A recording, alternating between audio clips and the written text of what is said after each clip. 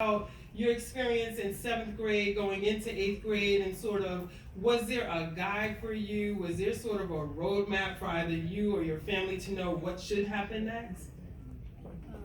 Well, in 7th grade, I was never told that, I was never aware of any criteria to getting into AP in high school or advanced or honors courses in middle school.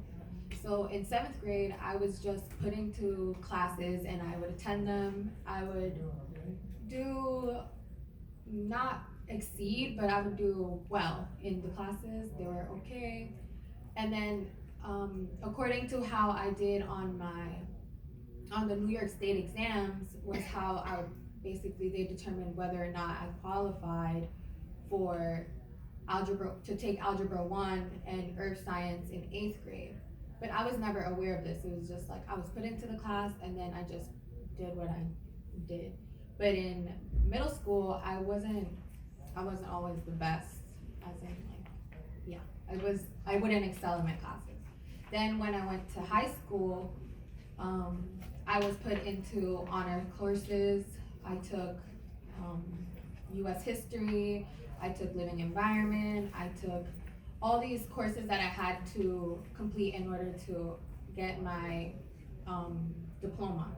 So I had already had, by the time I got into 10th grade, I could have already graduated high school just by the simple decision of putting me into the courses that I was in middle school in 8th grade.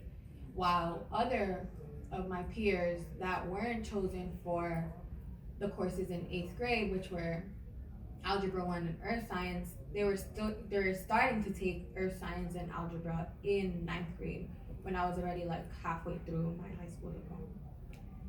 And I was never aware, like until like now that I'm a senior, I like see these differences because I'm taking calculus while more than half of my cohort is trying to graduate or trying to make either the minimum or trying to qualify for the Advanced Regents Diploma when I had already qualified for the Advanced Regents Diploma like last year.